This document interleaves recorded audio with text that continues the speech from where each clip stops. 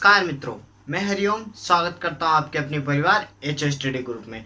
आज हम पोमोलॉजी में खजूर डार्ट पाम की कल्टीवेशन पढ़ेंगे कि कल्टीवेशन ऑफ डार्ट पाम या खजूर की खेती, ये आज हम विस्तार से पढ़ेंगे। खजूर का बोटेनिकल नेम क्या है? फिनिक्स डेक्टाइली फेरी एरिकेसी पामी इसका कुल है। 36 इसके गुणसूत्र संख्या है। खाने योग्य भाग बाह्य फलवृत्ति, पेरिकार्प या एक्टोकार्प इसको कह सकते हैं। पुष्पक्रम इसका स्पेडिक्स रहता है। मैं बता दूंगा कि स्पेडिक्स किस किस का रहता है, जब हमने बनाना पड़ेंगे तो स्पेडिक्स उसका भी रहता है, सुपारी का भी रहता है और नारियल का भी स्पेडिक्स रहता है, ये मैं आपको बता दूंगा। पुष्प कब आते हैं इसमें? फरवरी मार्च में होते हैं। लीफ प्रूनिंग इसमें की जाती है। ऑफ शूट से प्रवर्धन किया जाता है। ऑफ शूट का वजन कितना रखा जाता है? तो 12 से 14, जो कि एक बार एग्रीकल्चर सुपरवाइजर के पेपर में पूछा गया था कि ऑफ शूट खजूर के ऑफ शूट का वजन कितना रखते हैं, तो 12 से 14 किलोग्राम ऑफ शूट का वजन रखते हैं। फिर इसकी तुड़ाई की अवस्था पढ़ेंगे, इसके संस्थान हम पढ़ेंगे, ये सब हम आज विस्तार से पढ़ेंगे। बस आप देखते जाना और देखते देखते आपको सब कुछ याद हो जाएगा। आप बस देखते जाना है और ट्रिक भी मैं आपको इसकी यही बता दूंगा। अब देखो हम बोर्ड पे चलते हैं। आज हमारा टॉपिक क्या है? खजूर डार्ट पाम, जिसको शताब्दी वृक्ष भी कहते हैं। देखो इसका बोटेनिकल नेम क्या है। बोटेनिकल नेम तो मैंने आपको बताया कि बोटेनिकल नेम मतलब वानस्पतिक नाम। द्विनाम पद्धति किसने दी थी? केरोलस लीनियस ने। केरोलस लीनियस ने द्विनाम पद्धति दी थी। केरोलस लीनियस को क्या कहते हैं? Father of taxonomy. Father of taxonomy भी इसी को कहते हैं और द्विनाम पद्धति इसने दी थी। इसका क्या नाम है, वैज्ञानिक नाम? तो इसको कहते हैं फिनिक्स डेक्टाइलिफेरा। फिनिक्स डेक्टाइलिफेरा, डेक्टाइलिफेरा,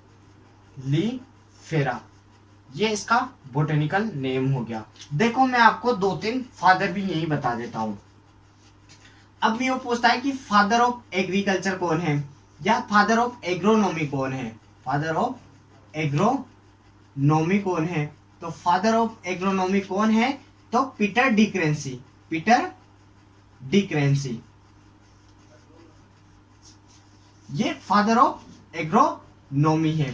ठीक है, फिर फादर ऑफ मॉडर्न हॉर्टिकल्चर पूछ लेता है। फादर ऑफ मॉडर्न हॉर्टिकल्चर पूछ लेता है, तो इसके है केएल चड्डा। केएल चड्डा, ये इसके फादर ऑफ मॉडर्न हॉर्टिकल्चर कौन है? केएल चड्डा, ये आप नोट कर लो। अब देखो फादर ऑफ बायोलॉजी कौन है? Father of biology, father of biology कौन है? अरस्तु है।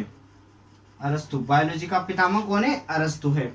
अब इसी में देखो बायोलॉजी की 2 शाखाएं होती है। फादर, एक तो जूलॉजी, ठीक है, मतलब जंतु विज्ञान। एक बोटेनी होती है, मतलब वानस्पतिक विज्ञान। तो जूलॉजी के फादर भी कौन है? अरस्तु है। ठीक है, बोटेनी के फादर कौन है? तो थियोफ्रेट्स। थियोफ्रेट्स, ये इसके फादर हो गए। सोयल साइंस के फादर मैंने आपको बताया था। सोयल साइंस के फादर कौन है? फादर ऑफ सोयल साइंस कौन है? विवी डोकेचेव। विवी डोक्यूचेव सोयल साइंस के पितामह हैं। तो ये आप देख लो, जैसे खरपतवार के कौन है और टिलेज के कौन है? खरपतवार के जनक, खरपतवार के जनक और टिलेज के तो कौन है? जेंथ्रोटूल। जेंथ्रोटूल, ये आप ऊपर नोट कर लो या स्क्रीनशॉट खींच लो। अब हम आगे देखते हैं। देखो फादर ऑफ टेक्सोनॉमी कौन है? Carolus Linnaeus. ठीक है, इनके नाम के नीचे अंडरलाइन करते हैं। और खजूर का बोटेनिकल नेम क्या है? फिनिक्स डेक्टाइलिफेरा। अब इसका कुल देखो आप, इसकी फैमिली क्या है? इसकी फैमिली एरिकेसी है। एरिकेसी, या आप इसको पामी भी कह सकते हो, पामी। ठीक, ये इसकी फैमिली हो गई। इसकी गुणसूत्र संख्या बताओ। तो इसके गुणसूत्र कितने होते हैं? इसके गुणसूत्र 36 होते हैं, 36 होते हैं। ठीक है, इसका अन्य नाम देखो, अदर नेम क्या है इसको? तो इसको शताब्दी वृक्ष कहते हैं। शताब्दी वृक्ष इसको कहते हैं। शताब्दी वृक्ष इसी को कहते हैं, सेंचुरी प्लांट। इसका खाने योग्य भाग, खाने योग्य भाग कि एडिबल पार्ट कौन सा है इसमें? पेरिकार्प। खजूर में क्या खाया जाता है? बाहर की फल वृत्ति खाई जाती है। पेरी कार्प के दो, एक्टोकार्प आप इसको कह सकते हो, एक्टोकार्प हो गया, और बाह्य फल वित्ती कह सकते हो, बाह्य फल वित्ती, फल वित्ती हो गया। ठीक है, इसके फल का प्रकार देखो, इसके फल का प्रकार देखो, तो इसका फल कौन सा है, एक बीजीय बेरी। फल का प्रकार, फ्रूट टाइप, फल प्रकार, तो देखो इसका फल प्रकार है एक बीजीय, एक बीजीय बेरी। और इसको एनसीईआरटी के अकॉर्डिंग अगर आ जाता है तो आपको एनसीईआरटी के अकॉर्डिंग करना है। एनसीईआरटी में क्या दे रखा है, इसको ड्रुप आस्टिल स्टोन दे रखा है, ड्रुप आस्टिल या स्टोन दे रखा है, स्टोन। और मैंने आपको बताया था कि स्टोन को कहाँ रखते हैं, अब मैंने पुरानी वीडियो में इसकी ट्रिक बताई थी। स्टोन को हमने कहाँ रखा, जेब में रखा, जेब में स्टोन को हमने रख दिया। तो जैसे जामुन, आम और बेर, इन तीनों का क्या है, ड्रुप या आस्टिल फल प्रकार है। ठीक है, फिर इसका पुष्प क्रम देख लो आप, पुष्प क्रम इसी का आप यहाँ पे देख लो, इनफ्लोरेसेंस, ये क्या है, इसका स्पेडिक्स होता है, स्पेडिक्स। केला का भी यही होता है। देखो मैं स्पेडिक्स की एक ट्रिक बता देता हूँ, आप ABCD याद करो, आप ABCD लिख दो। ABCD मतलब एरिक नट मतलब सुपारी, एरिक नट मतलब सुपारी, बनाना मतलब केला का भी यही होता है, कोकोनट मतलब नारियल का भी यही होता है, D यानी डार्ट पाम मतलब खजूर का भी यही होता है। और ABCD वाली ट्रिक हम एक जगह और पढ़ेंगे। ABCD वाली ट्रिक को जब भी लिखो तो आप दो जगह याद करना। ABCD वाली ट्रिक को हम मत्स्य जनपद में पढ़ेंगे। मत्स्य जनपद, 16 जनपद हुआ करते थे पहले, मत्स्य जनपद हम हिस्ट्री में पढ़ेंगे। मत्स्य जनपद 16 जनपद हुआ करते थे, उसमें एक जनपद जिसका नाम था मत्स्य जनपद, जो राजस्थान के 4 जिलों में हुआ था। क्या है, एक तो ऐसे अलवर, अपन जिलों के नाम याद करने की ट्रिक है, अलवर, भरतपुर, करौली व धौलपुर। इनकी राजधानी क्या हुआ करती थी, विराटनगर, विराटनगर, जो कि वर्तमान में जयपुर में है। तो आपको यह ट्रिक भी यहीं पे याद हो जाएगी। ठीक है, मत्स्य जनपद की राजधानी विराटनगर होती थी, और राजस्थान के कौन कौन से जिले आते थे, तो अलवर, भरतपुर, करौली, धौलपुर उसमें आते थे। अब हम यहाँ पर देखेंगे, वो जब आएगा तब मैं आपको वहीं पे बता दूंगा।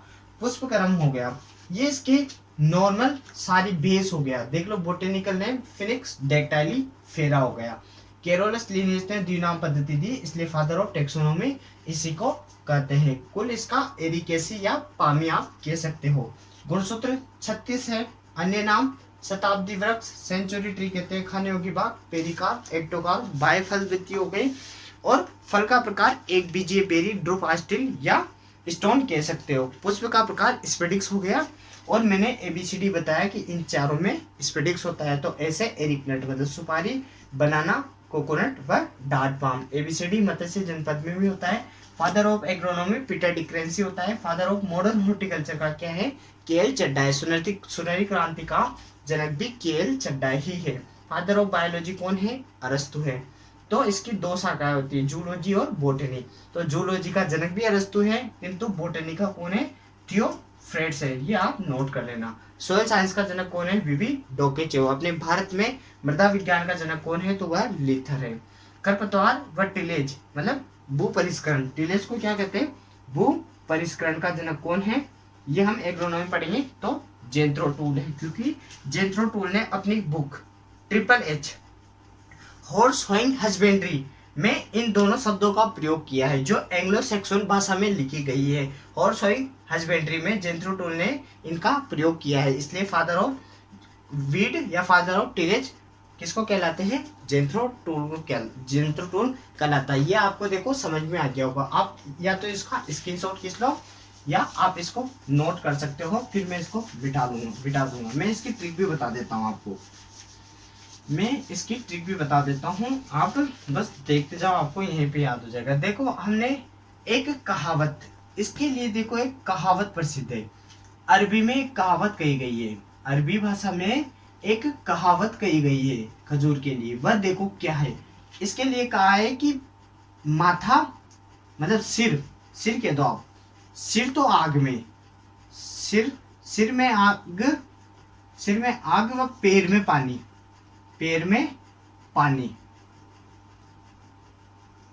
फायर इन हेड और water in foot, foot in water.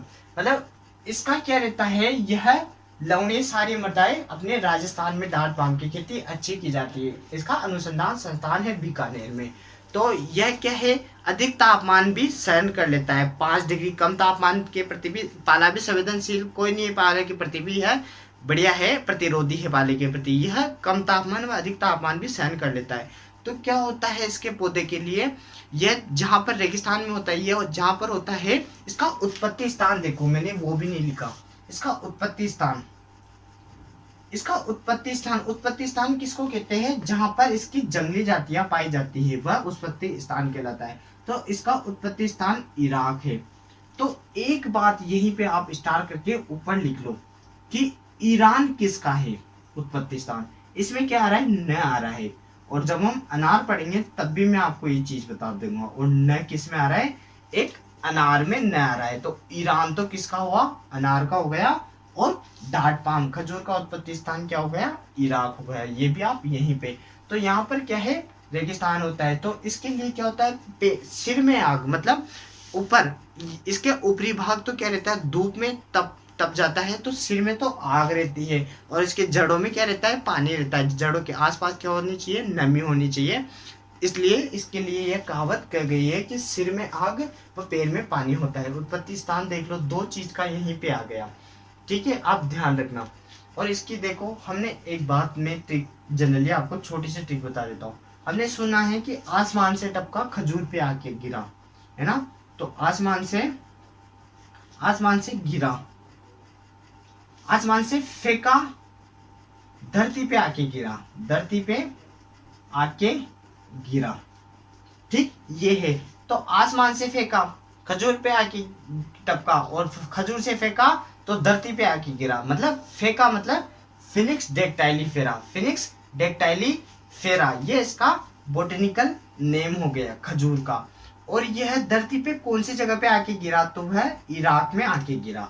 तो यह इसका उत्पत्ति स्थान हो गया। और इराक से इसको बीकानेर आने में क्या हुआ, 100 साल लगे। कितने साल लगे, 100 साल लग गए। इसलिए शताब्दी वृक्ष इसको कहते हैं। उत्पत्ति स्थान इराक हो गया। और इसका हम एनआरसी पढ़ेंगे, नेशनल रिसर्च सेंटर पढ़ेंगे, अनुसंधान संस्थान पढ़ेंगे। इसका राष्ट्रीय अनुसंधान संस्थान पढ़ेंगे, वह बीकानेर में है। कहाँ पर है, बीकानेर राजस्थान में इसका अनुसंधान संस्थान है। तो इसके जैसलमेर में इसका उत्कृष्टता केंद्र है, जो इजराइल, वह इंडो इजराइल 2012 के प्रोजेक्ट के तहत खोला गया था। जैसलमेर में खोला गया है, सगरा गांव भोज का जैसलमेर में।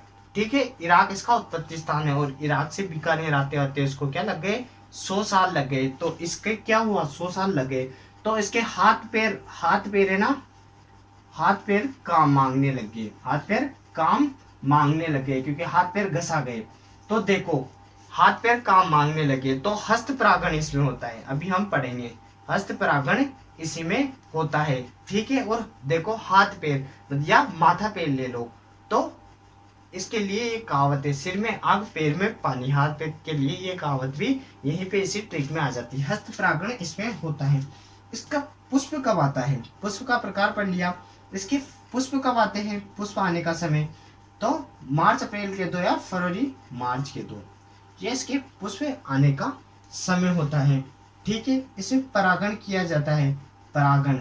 तो इसमें परागण हस्त परागण करवाया जाता है, हस्त परागण इसमें करवाया जाता है। हैंड पोलिनेशन मशीनों से भी करवा देते हैं भी, किंतु आपको याद रखना है कि हस्त परागण क्रिया किस में होती है, तो वह खजूर डार्ट पाम में होती है। हैंड पोलिनेशन इसको कह सकते हो। देखो, ये बात आपकी यहीं पे एज इट इज क्लियर हो गई। ये चीज भी आपको यह याद रखना कि आसमान से फेंका, खजूर पे आके गिरा, और खजूर से फेंका तो धरती पे आके गिरा। तो फिनिक्स डेक्टाइलीफेरा।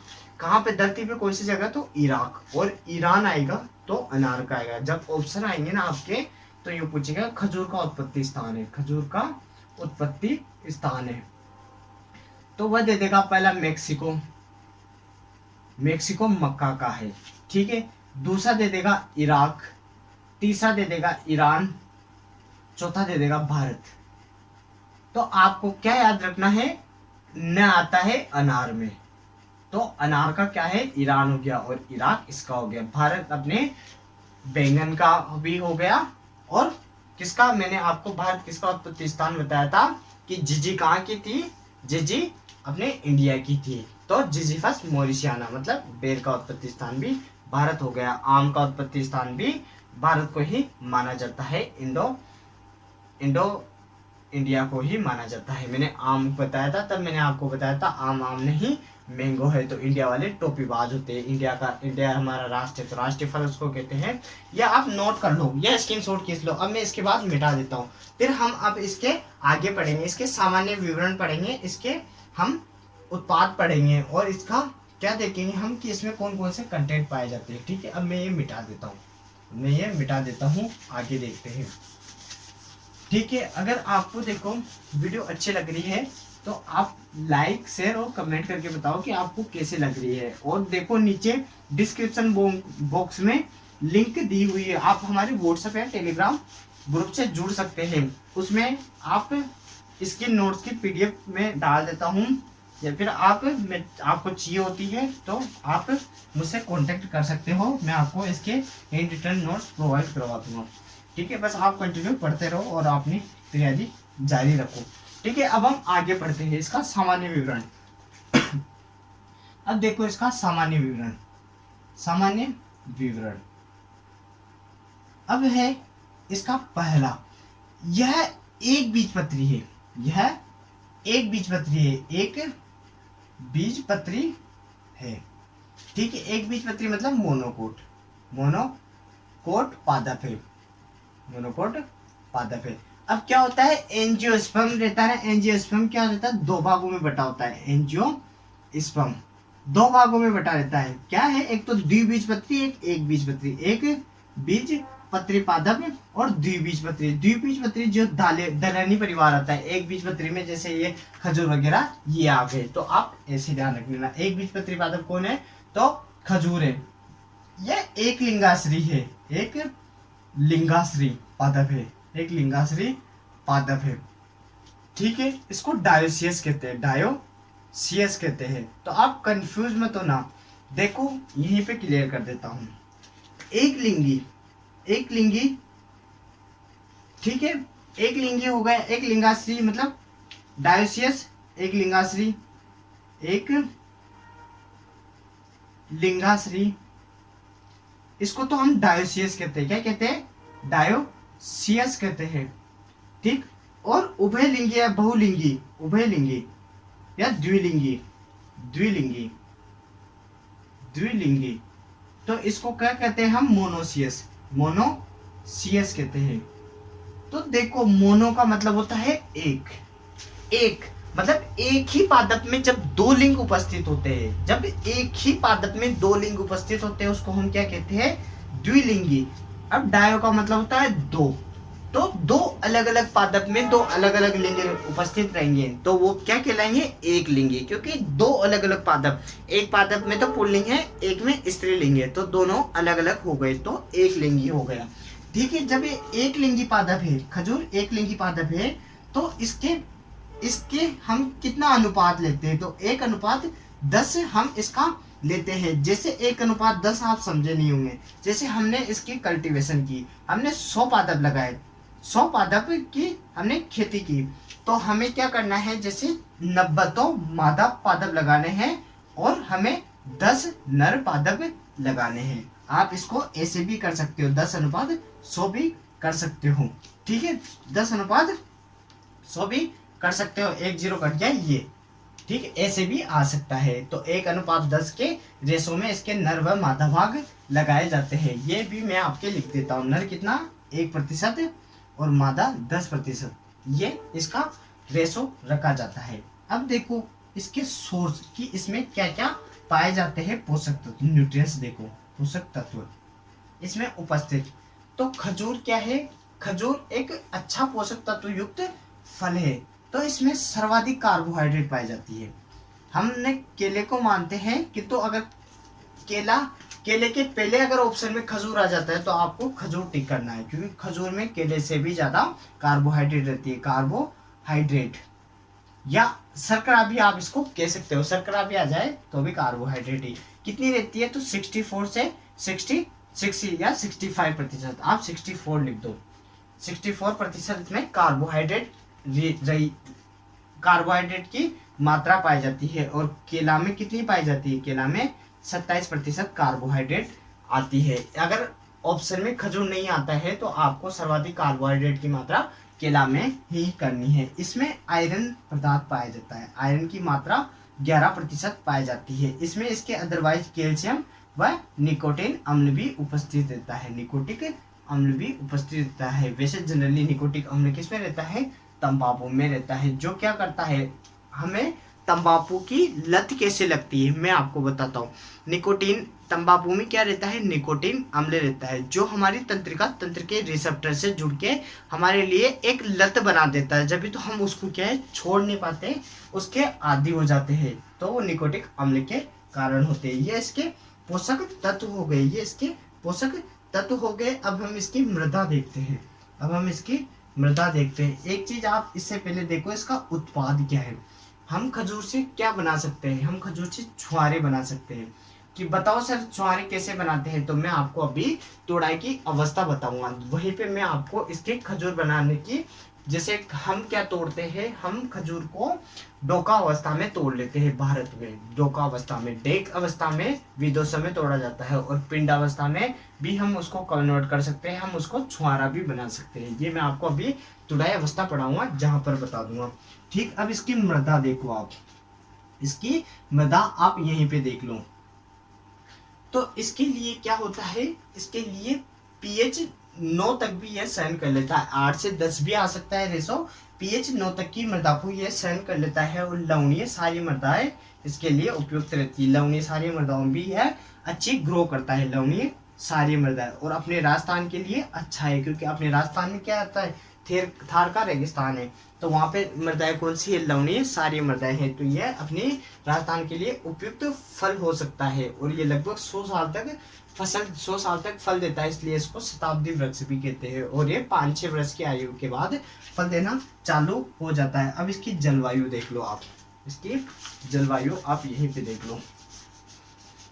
अब इसके लिए क्या जलवायु की आवश्यकता रहती है? तो इसके लिए देखो, जलवायु क्या उष्ण जलवायु में भी अच्छा फलन देता है। इसके लिए देखो, तापमान, जब इसकी ग्रोथ होती है तो यह 5 से 50 डिग्री तक तापमान सहन कर लेता है, 5 से 50 डिग्री तक टेम्परेचर को सहन कर लेता है। किंतु इसके फलन के लिए, जब इसका फलन होता है तब इसके लिए उपयुक्त तापमान 25 से 30 डिग्री होना अति आवश्यक है, क्योंकि फल के समय इसको 25 से 30 डिग्री तापमान चाहिए होता है। यह उष्ण जलवायु का पौधा है, उष्ण व गर्म जलवायु का, उष्ण गर्म जलवायु का पौधा है। इसके लिए कोई दिक्कत नहीं है, कितनी गर्मी हो कितनी ही ठंड हो तो यह सहन कर लेता है। यह इसकी जलवायु हो गई। ठीक, अब इसके संस्थान देख लेते हैं हम, इसके संस्थान देख लेते हैं। आपने नोट कर लिया हो तो ये मैं मिटा देता हूँ। ठीक है, अब इसके कौन कौन से संस्थान है, इसका प्रवर्धन देखेंगे फिर हम। ठीक है, तो एनआरसी खजूर तो मैंने आपको अभी बताया था। एनआरसी खजूर कहाँ पर है? तो एनआरसी खजूर कहाँ पर बताया था मैंने आपको? एनआरसी खजूर बीकानेर में स्थित है, जो कि एनआरसी खजूर तो बीकानेर में है, और इसका एक्सीलेंस सेंटर, उत्कृष्टता केंद्र जैसलमेर में है ना। तो अब देखो इसके संस्थान, इंस्टीट्यूट, तो इसका एनआरसी खजूर डाट पाम का एनआरसी खजूर कहाँ पे है? नेशनल रिसर्च सेंटर कहाँ पर है? बीकानेर, बीकानेर राजस्थान में, बीकानेर राजस्थान में इसका अनुसंधान संस्थान है। फिर देखो इसका उत्कृष्टता केंद्र, उत्कृष्टता केंद्र, उत्कृष्टता केंद्र कहाँ पर है? तो इसका उत्कृष्टता केंद्र जैसलमेर में है, जैसलमेर सगरा भोगट स्थान पर, सगरा गांव भोगट जैसलमेर में, आपको जैसलमेर याद रखना है। ठीक है, इसकी एक टिश्यू कल्चर, हम जब अभी इसका प्रवर्धन पढ़ेंगे, हमने पुराना पढ़ा था केला वगैरह, तो वहां पर मैंने क्या बताया था, प्रवर्धन आजकल नई तकनीक के कारण प्रवर्धन से क्या होता है, एक साथ अधिक पौधे तैयार करना, नए पौधे तैयार करना प्रवर्धन कहलाता है। तो प्रवर्धन में क्या होता है, एक आधुनिक विधि आ गई, टिश्यू कल्चर आधुनिक विधि आ गई, जिसमें क्या होता है, एक माध्यम रहता है, माध्यम में एक जैसे कोई जड़ वगैरह कुछ पौधे का अंश लेते हैं, उसको माध्यम में डुबाते हैं, केलस का निर्माण होता है, फिर उससे क्या है, अत्यधिक मात्रा में पौधे का जल्दी से निर्माण हो जाता है। तो टिश्यू कल्चर के द्वारा होता है। तो एक इसका टिश्यू कल्चर, इसका खजूर का एक tissue culture, specially tissue culture laboratory कहां पर है, खजूर टिश्यू कल्चर लेबोरेटरी कहां है, लेबोरेटरी कहां है, तो वह जोधपुर में है, जोधपुर, चिमनिया, जोधपुर चिमनिया लेबोरेटरी भी आप इसको कह सकते हो, चिमनिया लेबोरेटरी। खजूर की कहाँ है, खजूर टिश्यू कल्चर चिमनिया लेबोरेटरी कहाँ पर है, जोधपुर में है। अब देखो इसका उत्कृष्टता केंद्र, यह 2012 में इंडो इजराइल के सहयोग से खोला गया था, जो खजूर पर अनुसंधान के लिए यह खोला गया था। इंडो इजराइल मतलब अपना इंडिया और इजराइल देश के सहयोग से यह उत्कृष्टता केंद्र खोला गया। ठीक है, ये इसके संस्थान हो गए, अब इसके प्रवर्धन देखो, प्रोपगेशन, प्रवर्धन। अब इसका प्रवर्धन, परागण मैंने आपको बता दिया कि हस्त परागण इसमें होता है, और एक लीप प्रूनिंग भी हम इसी में पढ़ेंगे, लीप प्रूनिंग भी हम इसी से संबंधित पढ़ेंगे, खजूर से डार्ट पाम से संबंधित। प्रवर्धन देखो, इसका प्रवर्धन किससे होता है, ऑफ सूट से इसका प्रवर्धन होता है। आप इसको बूस्ट तारिका भी कहते हो, सकर्स भी कह सकते हो, सकर्स भी आप इसको कह सकते हो, और बूस्ट तारिका। अब देखो अगली बार क्या क्वेश्चन आया था एक बार सुपरवाइजर में, कि इसके ऑफ सूट का वजन कितना लेते हैं, तो ये मोस्ट इंपोर्टेंट है, 12 से 14 किलोग्राम इसके ऑफ सूट का वजन लेते हैं, ये आपको नोट करना है। और इसका प्रवर्धन किसके द्वारा किया जाता है, ऑफ सूट सकर्स के द्वारा किया जाता है। जैसे पौधा रहता है तो यहाँ से सकर्स निकलते हैं, ये सकर्स जो केले में भी निकलते हैं। तो ये हम आगे मैं आपको प्रवर्धन पढ़ाऊंगा, तब इनको विस्तार से एक बार वहीं पे आपको एक एक को अच्छे से समझा दूंगा। ठीक है, तो आपको अभी याद रखना है ऑफ सूट के द्वारा। अब देखो आधुनिक क्या चल रही है, टिश्यू कल्चर के द्वारा भी इसमें प्रवर्धन किया जाता है। अब लीप प्रूनिंग इसी में की जाती है। लीप प्रूनिंग कब की जाती है, जब फलन आने का समय रहता है, तब क्या करते हैं, जैसे ये पौधा हो गया, तो इसके पौधे में क्या अधिक अगर पत्तियां आती है, इसके पौधे में ज्यादा पत्तियां आती है फलन के टाइम पे, तो उन पत्तियों को तोड़ दिया जाता है, ये लीप प्रूनिंग कहलाती है। जब फलन के समय इस पे कितनी पत्तियां रखती है, तो 75 से 100 पत्तियां इस पर रखी जाती है। आपको यूँ पूछा जाएगा कि लीप प्रूनिंग किस में अपनाई जाती है, लीप प्रूनिंग किससे संबंधित है, तो आपको याद रखना है कि वह खजूर से संबंधित है। ठीक है, ये हो गया। अब हम इसकी तुड़ाई की अवस्था देख लेते हैं। आपने नोट कर लिया, स्क्रीनशॉट खींच लिया, अब मैं आपको इसकी तुड़ाई की अवस्था बता देता हूँ। तुड़ाई की अवस्था मोस्ट इम्पोर्टेंट है, और उसमें अपने भारत में जहाँ पर तुड़ाई होती है, डोका अवस्था में या खलल में भी उसको कहते हैं, तो वो ज्यादातर पूंछ से लेता है। विदेशों में डेग अवस्था में या रुतबा अवस्था में उसकी तुड़ाई की जाती है। अब देखो तुड़ाई अवस्था, खजूर की तुड़ाई अवस्था, तो कब हम इसको तुड़ाई करते हैं, इसकी 4 अवस्था होती है। कितनी अवस्था होती है इसकी, 4 अवस्था होती है। इसकी पहली तो होती है कीमरी या गंडोरा या कीमरी। ठीक है, दूसरी अवस्था इसकी डोका अवस्था, डोका कह दो या खलल अवस्था। तीसरी होती है डेग अवस्था या डेग अवस्था कह सकते हो। चौथी होती है इसकी, अभी नाम याद आएगा मैं बता दूंगा। ठीक, रुतबा इसी को कहते हैं। ठीक, तीसरी होती है पिंड अवस्था, चौथी होती है पिंड अवस्था। आप इसको तमर कह सकते हो, तेमर कह सकते हो, या तामेर कह सकते हो। ठीक, ये चौथी अवस्था। अब ये अवस्थाएं क्या होती है ये मैं आपको बताता हूँ। जब फलन आता है तब स्टार्टिंग में फलन आता है, तो वो फलन कैसे रहते हैं, कठोर रहते हैं। फल कैसे रहते हैं, कठोर रहते हैं और हरे कलर के रहते हैं, हरे हरे रंग के रहते हैं, कठोर रहते हैं, अत्यधिक नमी रहती है, अत्यधिक नमी रहती है और कार्बोहाइड्रेट की मात्रा सबसे कम होती है। कार्बोहाइड्रेट की मात्रा क्या रहती है, कम रहती है। ये अवस्थाएं रहती है, वह अवस्था कौन सी कहलाती है, गंडोरा या कीमरी। स्टार्टिंग में जब फल आना प्रारंभ होते हैं, जो कठोर व कड़वे होते हैं, हरे रंग के होते हैं, नमी अत्यधिक रहती है, कार्बोहाइड्रेट की मात्रा कम रहती है, ये स्टार्टिंग की अवस्था है। तो इसमें फल को नहीं तोड़ा जाता है क्योंकि ये फल निर्माण की अवस्था ही कहलाती है। फल का थोड़ा परिपक्वन हो जाता है, बन जाता है, बस वो हरे रंग के व कठोर होते हैं। ये अवस्था कौन सी कहलाती है, गंडोरा या कीमरी। डोका अवस्था आप स्टार डाल लो क्योंकि यह मोस्ट इंपोर्टेंट है। इसमें क्या होता है, भारत में तुड़ाई इसी अवस्था में होती है, भारत में तुड़ाई इसी अवस्था में की जाती है, इसी अवस्था में की जाती है। तो यह अवस्था कब आती है, यह 120 से 150 दिन के बाद यह पुष्प आते हैं। पुष्प के 120 से 150 दिन के मध्य यह अवस्था आती है। जब पुष्प आने लग जाते हैं उसके 120 से 150 दिन के बाद यह अवस्था आती है।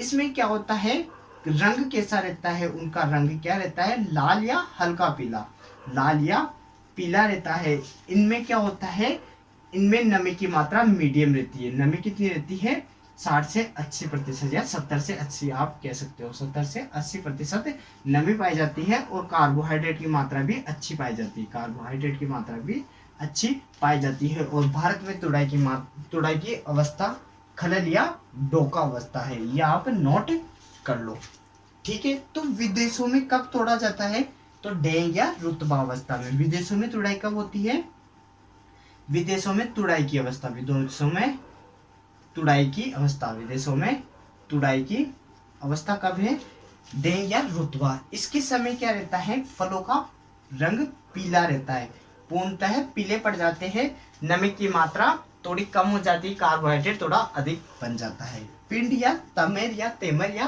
तामेर, इसमें पूर्णतः पीले रहते हैं, पूर्णतः पीले रहते हैं और परिपक्व रहते हैं, पूर्णतः पीले और परिपक्व अवस्था, ठीक है। इसमें नमी की मात्रा कम रहती है, कार्बोहाइड्रेट अधिक रहती है, पूर्णतः परिपक्व हो जाते हैं पिंड अवस्था में, आपको ये ध्यान रखना है। इसमें ये क्या है, विदेशों में कभी कभी पिंड खजूर बनाने के लिए पिंड अवस्था में तोड़ा जाता है। हमारे भारत में पिंड अवस्था में नहीं तोड़ा जाता, क्यों नहीं तोड़ा जाता ये मैं बताता हूँ।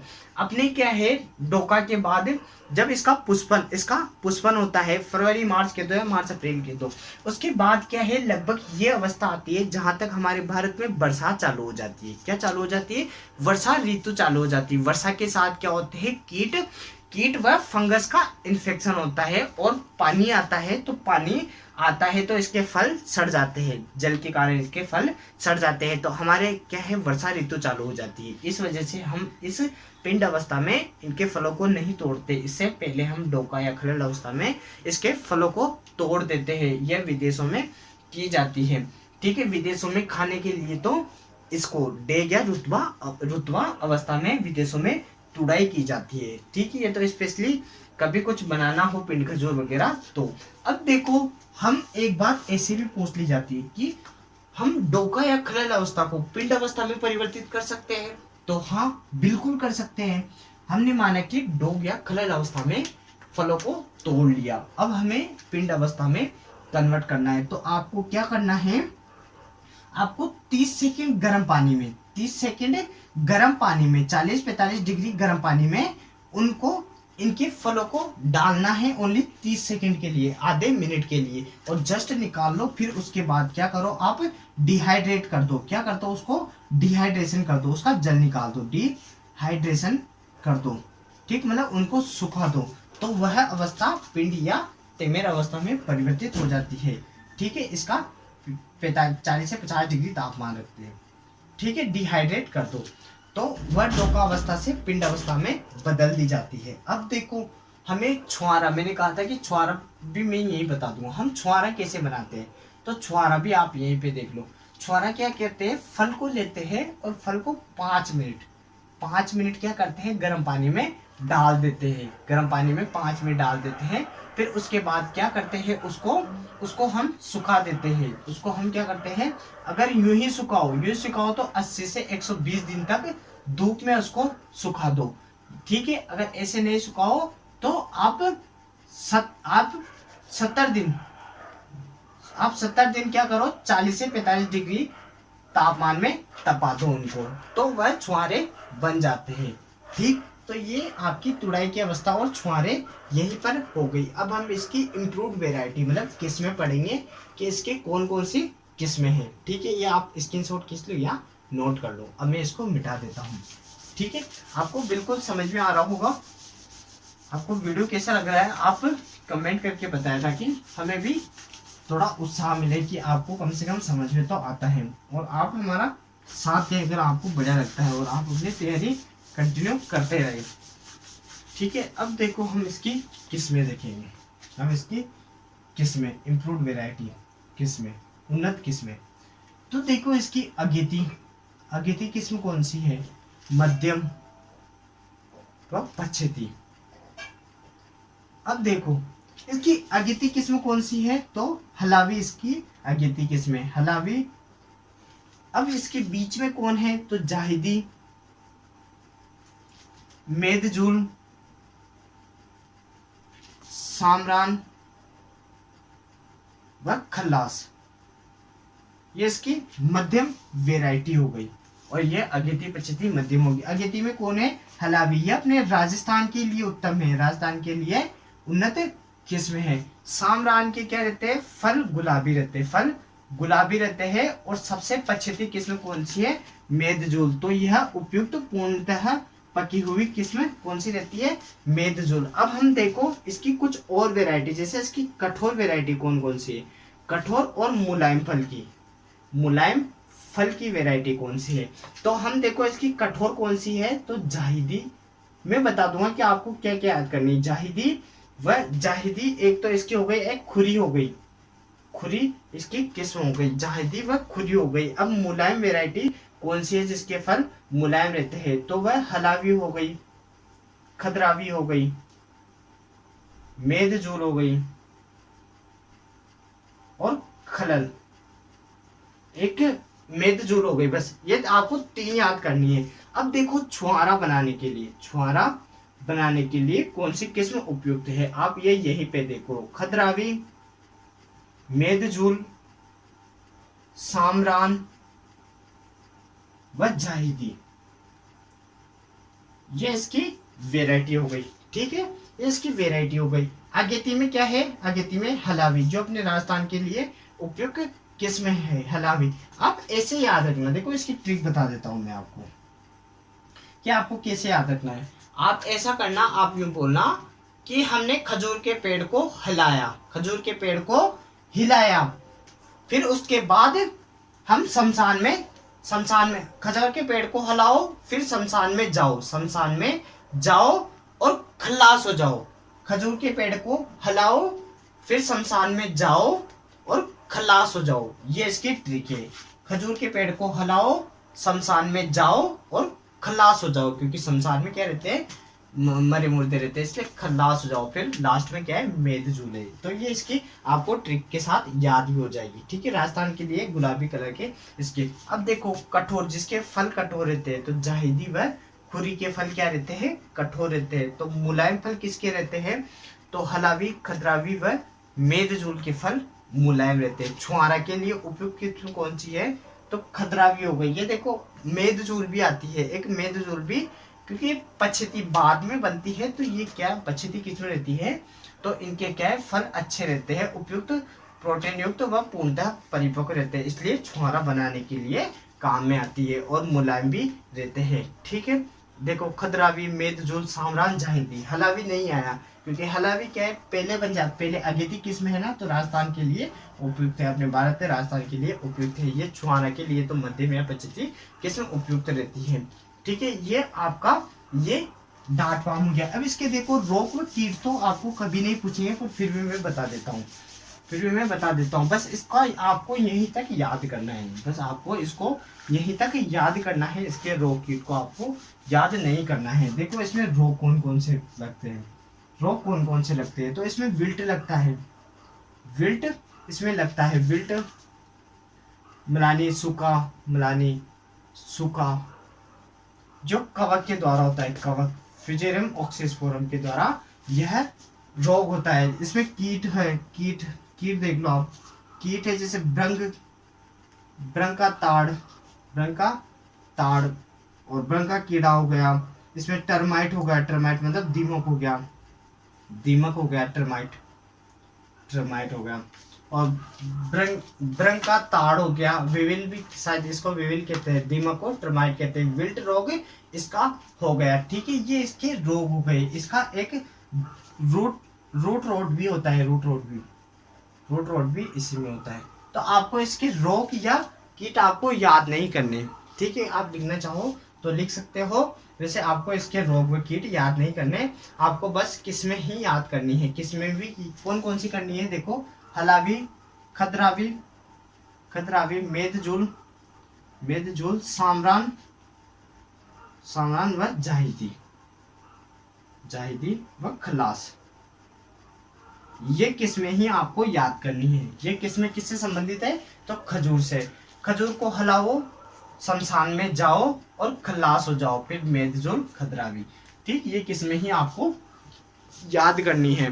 तो आपका ये खजूर का चैप्टर खत्म हो गया, खजूर का चैप्टर खत्म हो गया। ऑलमोस्ट सब कुछ चीजें मैंने आपको बता दी कि लीफ प्रूनिंग इससे संबंधित है, हस्त परागण इसी में होता है, शताब्दी वृक्ष इसको कहा जाता है। एनआरसी खजूर कहाँ पर है, तो वह बीकानेर में उपस्थित है। बीकानेर में देखो ऊंट अनुसंधान संस्थान भी है, ऊंट अनुसंधान संस्थान नहीं, ऊन अनुसंधान, एक ऊन की मंडी भी बीकानेर पर ही है, और भेड़ अनुसंधान संस्थान भी बीकानेर में ही है। आपको ये ध्यान भी याद रखनी है, ठीक है। और बीकानेर का लूणकरणसर, जिसको राजस्थान का राजकोट कहा जाता है, जहाँ पर क्या है, सर्वाधिक मूंगफली की खेती की जाती है। और सर्वाधिक मूंगफली की खेती अपने भारत में कहाँ पर की जाती है, गुजरात में की जाती है। इसलिए अपने राजस्थान में कहाँ पे की जाती है, लूणकरणसर में की जाती है, ठीक है। ये बात आप ध्यान रखना। लगभग ये पूरा कंप्लीट हो गया। एक बार मैं इसको जल्दी से क्विक रिवीजन करा रहा हूँ, आप बस सुनते जाना। इसका बोटेनिकल नाम फिनिक्स डेक्टाइलिफेरा, 36 गुणसूत्र एरिकेसी पामी, इसका ये हो गया। इराक इसका उत्पत्ति स्थान हो गया। खाने योग्य भाग पेरिकार्प या एक्टोकार्प हो गया इसका उत्पत्ति स्थान। इराक हो गया। ईरान किसका था, अनार का उत्पत्ति स्थान है। शताब्दी वृक्ष इसी को कहते हैं। इसका फल का प्रकार देखो, इसका फल का प्रकार एक बीजीय बेरी, सिंगल सीडेड इसको कहते हैं। अगर एनसीईआरटी के अकॉर्डिंग पूछे तो एक बीजीय क्या कहोगे, ड्रुप ऑस्ट्रेलिया स्टोन, आप इसको टिक करके आओगे, ठीक है। इसका पुष्प प्रकार देखो, पुष्प प्रकार स्पेडिक्स है। एबीसीडी इसकी ट्रिक है। एबीसीडी एक तो मत्स्य जनपद में लगानी है आपको, अलवर, भरतपुर, करौली, धौलपुर, जिसकी विराटनगर जयपुर में राजधानी हुआ करती थी। एक एरिकनट बी का मतलब क्या होता है, बनाना। सी का मतलब कोकोनट होता है। डी का मतलब डार्ट पाम होता है। इसका भी स्पेडिक्स फल का प्रकार रहता है। हस्त परागण किया जाता है, मार्च अप्रैल में इसके पुष्प आते हैं, फिर फलन तुड़ाई की अवस्था में आ जाते हैं। तुड़ाई की 4 अवस्था रहती है। कौन सी, पहली गंडोरा कीमरी अवस्था, दूसरी डोका खलल अवस्था, तीसरी अवस्था कौन सी रहती है, डेग या रुतबा अवस्था, चौथी अवस्था कौन सी रहती है इसकी, तो चौथी पिंड, तमर, तेमर या तामेर कह सकते हो। अपने भारत में डोका अवस्था में तुड़ाई जाती है। डेग अवस्था में कहाँ पर, विदेशों में तुड़ाई की जाती है। पिंड अवस्था पिंड खजूर के लिए उपयुक्त तो रहती है। और ऊपर कौन सी अवस्था आती है, सर्वप्रथम में गंडोरा अवस्था या कीमरी अवस्था। उसमें क्या रहती है, सर्वाधिक नमी रहती है, कार्बोहाइड्रेट कम रहता है, हरे कलर के रहते हैं और अपरिपक्व अवस्था में रहते हैं। पिंड अवस्था में परिपक्व अवस्था में चले जाते हैं। लीफ प्रूनिंग इसी में की जाती है। फलन के समय इसकी पत्तियों को तोड़ दिया जाता है। हस्त परागण इसी में किया जाता है। हलावी, खदरावी, मेदजुल, जायदी, सामरान ये इसी से संबंधित, खलास इसी से संबंधित इम्प्रूव्ड वेराइटी है। अगेती, मध्यम, पचेती मैंने आपको बता दिया। अगेती, मध्यम, पचेती मैंने आपको बता दिया। ओपसूट से इसका प्रवर्धन किया जाता है। ओपसूट का वजन कितना रखा जाता है, तो 12 से 14 किलोग्राम ओपसूट का वजन रखा जाता है। एग्रीकल्चर सुपरवाइजर में आया हुआ क्वेश्चन है। स्पेडिक्स का भी इसका क्वेश्चन आया गया है। लीफ प्रूनिंग भी इससे पूछा गया है। ये बात आप याद रखना। एनआरसी खजूर कहाँ पर है, बीकानेर में है। इसका उत्कृष्टता केंद्र कहाँ पर है, तो सगरा भुजक जैसलमेर में है। तो इसका मैंने आपको चिमनियाई लेबोरेटरी बताई थी, टिश्यू कल्चर खजूर की चिमनियाई लेबोरेटरी खजूर की कहाँ पर है, तो वह जोधपुर में है। ये आपको ध्यान रखना है, ये आपको ध्यान रखना है। इसके रोग तो इतना कुछ काम नहीं है। विल्ट तो कवक के द्वारा होता है, एक रूट रॉट ये कवक के द्वारा ही होते हैं। इसके भ्रंग का ताड़ हो गया और दीमक इसी में लगते हैं। बस आपको इसकी वेराइटी तक ही आपको याद करना है। ये लगभग पूरा खत्म हो गया। अब देखो, मैं एक बात कहूँगा, फिर अपने शब्दों को विराम दूंगा और क्लास को यही खत्म करूँगा कि सुनो, कल कल फिर और आएंगे खिलती कलियों के नगमे चुनने वाले। कल फिर और आएंगे खिलती कलियों के नगमे चुनने वाले, मुझसे बेहतर करने वाले, तुमसे बेहतर सुनने वाले। किंतु ये जो दौर आज का है, ये पहले ना कभी आया था और ना कभी फिर आगे आएगा। तो इसी के साथ आप क्या है, अपनी तैयारी को बरकरार रहे, आप पढ़ते रहो, कंटिन्यू निरंतर तैयारी करते रहो और आपको इसी तरह मैं बताता रहूँगा। इसी के साथ आप लाइक शेयर सब्सक्राइब करो। नीचे डिस्क्रिप्शन बॉक्स में देखो लिंक दी गई है, टेलीग्राम की दी गई है। टेलीग्राम में 2 ग्रुप है, एचओ स्टडी ग्रुप का जीके का है, एचओ स्टडी ग्रुप का एग्रीकल्चर सुपरवाइजर का है। इसी तरह व्हाट्सएप पे भी एग्रीकल्चर सुपरवाइजर का अलग है और जीके का अलग है। आप उसको ज्वाइन कर सकते हो, उसमें मैं डेली अपडेट्स डालता रहता हूँ। आप मेरे कॉन्टेक्ट नंबर पे कोई भी दिक्कत हो तो कॉल कर सकते हो, ऑलवेज, हमेशा, ठीक है। अब मैं आपसे अलविदा लेना चाहूँगा। धन्यवाद। जय हिंद, जय भारत।